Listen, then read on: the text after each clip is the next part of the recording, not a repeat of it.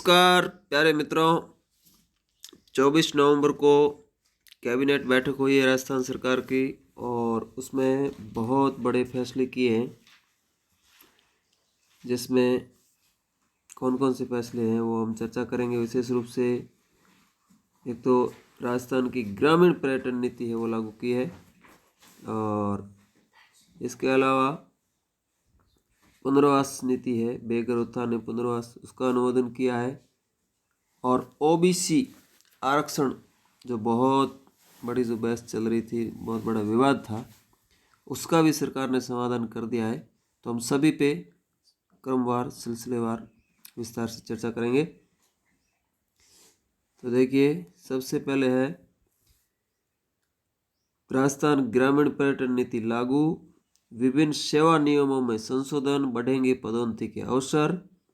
मंत्रिमंडल में राजस्थान बेघर उत्थान एवं पुनर्वास नीति 2022 का अनुमोदन। बीकानेर में मिनी फूड पार्क स्थापित करने के लिए 57.01 बीघा भूमि का आवंटन। तो ये श्रीमान जो राजस्थान के मुख्यमंत्री अशोक गहलोत जी है, उनके अध्यक्षता में मंत्रिमंडल की बैठक आयोजित हुई, कैबिनेट की बैठक। और इसमें राज्य कार्मिकों को पदोन्नति के अधिक अवसर देने, राजस्थान के पर्यटन को बढ़ावा देने, राजस्थान सिविल सेवा भूतपूर्व सैनिकों का आवेदन जो उनका आरक्षण का नियम था उसमें संशोधन, राजस्थान बेघर उत्थान एवं पुनर्वास नीति के प्रस्ताव पर अनुमोदन सहित कई अहम निर्णय लिए। तो सबसे पहले है राजस्थान ग्रामीण पर्यटन योजना है 2022, इसका अनुमोदन कर दिया है।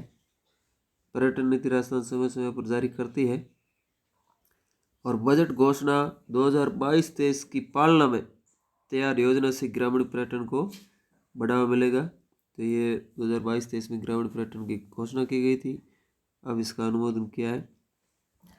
ग्रामीण क्षेत्रों में स्थापित की जाने वाली पर्यटन इकाइयों यथा ग्रामीण गेस्ट हाउस, कृषि पर्यटन इकाई, कैंपिंग साइट, कैरावेन पार्क की स्थापना से गांव में रोजगार सृजित होंगे और ग्रामीण हस्तशिल्प को संरक्षण मिलेगा और देशी विदेशी पर्यटक और ग्रामीण संस्कृति से रूबरू होंगे। और योजना के अंतर्गत ग्रामीण पर्यटन इकाइयों की स्थापना एवं संचालन के प्रावधानों में इकाइयां 15 फीट चौड़ी सड़क पर न्यूनतम सड़क की चौड़ाई 15 फीट और न्यूनतम 1000 वर्ग मीटर एवं अधिकतम 2 हेक्टेयर कृषि भूमि पर अनुमत होगी। वहाँ पे ग्रामीण पर्यटन की जो इकाइयां स्थापित की जा सकेगी। इन इकाइयों को भू संपरिवर्तन एवं बिल्डिंग प्लान अनुमोदन की आवश्यकता नहीं होगी। ये बहुत ही बड़ी बात है कि भू संपत्ति जो परिवर्तन है और बिल्डिंग प्लान अनुमोदन है, इसकी कोई आवश्यकता नहीं है। और इन्हें स्टाम्प ड्यूटी में भी 100% की छूट दी है, तो बहुत ही बड़ी चीज़ें हैं ये। अगले जो महत्वपूर्ण घोषणा है जो सरकार ने अनुमोदन किया है जिस चीज़ का, वो है राजस्थान बेघर उत्थान एवं पुनर्वास नीति 2022, ये लागू की है। इस नीति के अंतर्गत 50 वर्ग फीट प्रति व्यक्ति की न्यूनतम जगह के साथ छत उपलब्ध कराने। 50 वर्ग फीट प्रति व्यक्ति।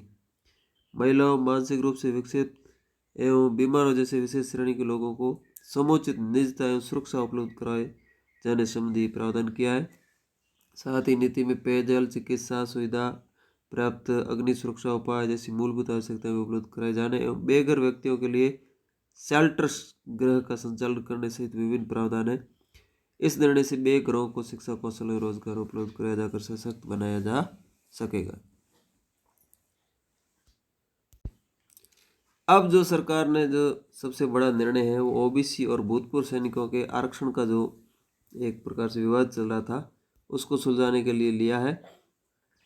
राजस्थान सिविल सेवा भूतपूर्व सैनिकों का आमेलन नियम में संशोधन। मंत्रिमंडल राजस्थान सिविल सेवा भूतपूर्व सैनिकों का आमेलन नियम 1988 में संशोधन का बड़ा फैसला लिया है। इससे राज्य की भूतपूर्व भर्तियों में भूतपूर्व सैनिकों को क्षैतिज यानी हॉरिजेंटल श्रेणीवार आरक्षण है वो प्राप्त होगा। इस संशोधन से अनुसूचित जाति जनजाति के भूतपूर्व सैनिकों को भी समग्र रूप से सीधी भर्तियों में आनुपातिक प्रतिनिधित्व मिलेगा। साथ ही पिछड़ा वर्ग ये ओबीसी की बात है, आरक्षित पदों में से पिछड़ा वर्ग के सामान्य अभ्यर्थियों भूतपूर्व सैनिकों के अलावा को भी सम्यक प्रतिनिधित्व सुनिश्चित हो सकेगा। तो ये समाधान कर दिया है और हर वर्ग के अंदर जो भूतपूर्व सैनिक है उनको हॉरिजेंटल आरक्षण दिया जाएगा। उल्लेखनीय है कि भूतपूर्व सैनिकों के वर्तमान भर्ती नियमों में भर्ती उपरांत उनका समायोजन उनसे संबंधित श्रेणी में किया जाता है। इस व्यवस्था से भूतपूर्व सैनिकों को अपनी श्रेणी में समायोजित होने के कारण अनुसूचित जाति जनजाति के भूतपूर्व सैनिकों का चयन कम हो पा रहा था। साथ ही भूतपूर्व सैनिकों के लिए निर्धारित आरक्षण उपरांत चयनित अभ्यर्थियों के अपने वर्ग में समायोजित हो जाने के कारण कुछ भर्तियों में पिछड़ा वर्ग के ऐसे अभ्यर्थी जो भूतपूर्व सैनिक नहीं है का भी समुचित प्रतिनिधित्व नहीं हो पा रहा था। तो भूतपूर्व सैनिकों को भी इससे बहुत ज़्यादा फायदा हो रहा है और ओबीसी अभ्यर्थियों की जो समस्या थी वो उनका भी समाधान हो गया है। भूतपूर्व सैनिकों को वर्तमान में मिल रही आयु में छूट और न्यूनतम अंकों में छूट का लाभ भी मिलता रहेगा। साथ ही भूतपूर्व सैनिकों की किसी भर्ती के रिक्त पद के विरुद्ध रिक्तियाँ एक भर्ती वर्ष तक अग्रेसित कैरी फॉरवर्ड की जाती रहेगी। तो ये है मुख्य चीज़ें। अब सरकार ने और क्या किया, राजस्थान कंप्यूटर राज्य एवं अधिनियम सेवा नियम 1992 में संशोधन किया है और इसमें 50% सीधी और 50% जो पदोन्नति का प्रावधान था उसको करके अब 40% सीधी भर्ती होगी और 60% पदोन्नति से किया जाएगा। तो इसमें कार्मिकों को पदोन्नति है वो उसकी ज़्यादा अवसर प्राप्त होंगे। राजस्थान वाणिज्यिक कर अधिनियम सेवा सामान्य शाखा नियम 1975 में भी संशोधन कर दिया है और यहाँ भी जो पदोन्नति का कोटा है वो 37.37 से बढ़ा करके 87% कर दिया। तो पदोन्नति के लिए बहुत ज़्यादा अवसर यहाँ पे उपलब्ध होंगे। राजस्थान सिविल सेवा पुनरीक्षित वेतन नियम 2017 में संशोधन किया है और इससे विभिन्न जो पे मैट्रिक्स है उनसे जो उनके जो कर्मचारी अधिकारी है उनको लाभ ज़्यादा मिलेगा। विधि विज्ञान सेवा नियम एवं अधिनियम सेवा नियम में संशोधन, तो ये हमारे लिए कोई खास चीज़ नहीं है, लेकिन जो युवा है जो ये कोर्स वगैरह करते हैं उनके लिए बहुत ही लाभदायक भी है। और इससे जो फॉरेंसिक जांच के अत्यंत उपकरणों को उचित रख रखाव और सुचारू उपयोग के दृष्टिगत कंप्यूटर योग्यता वाले कार्मिकों की उपलब्धता सुनिश्चित होगी। तो योग्यता में थोड़ा संशोधन किया है। अब ये एक और मोस्ट चीज़ है, अंग्रेजी माध्यम शिक्षकों के संवर्ग के गठन का मार्ग होगा प्रशस्त। मंत्रिमंडल ने राजस्थान सिविल सेवा अंग्रेजी माध्यम विद्यालय में कार्मिकों की नियुक्ति के लिए विशेष चयन और सेवा की विशेष शर्तें नियम 2022 को स्वीकृति प्रदान की। इस स्वीकृति से राज्य के विद्यार्थियों को उनके परिवेश में ही अंग्रेजी माध्यम में शिक्षा प्रदान करने के लिए अंग्रेजी माध्यम के दक्ष शिक्षकों को इन विद्यालयों में सीधी पदस्थापित किया जा सकेगा। ये जो महात्मा गांधी अंग्रेजी विद्यालय सरकार ने शुरू किए उनके लिए है ये। साथ ही विभाग में कार्यरत वांछित पात्रता रखने वाले शिक्षक जिनकी अंग्रेजी भाषा संपूर्ण कौशल में प्रवीणता है वो आवेदन कर सकेंगे। विभिन्न चयन समितियां साक्षात्कार के माध्यम से चयन करेगी।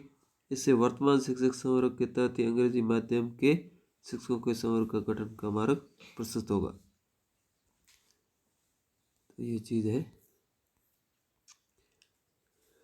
आगे है कर्मचारी चयन बोर्ड के अध्यक्ष और सदस्यों का बढ़ा वेतन। बोर्ड के अध्यक्ष का वेतन जो 2,04,000 रुपये था और सदस्यों का 1,90,400 प्रतिमाह मिलेगा, था नहीं इतना, अब मिलेगा। ये संशोधन किया है। और बीकानेर में मिनी फूड पार्क के लिए भूमि आवंटन को सरकार ने स्वीकृति दे दी है।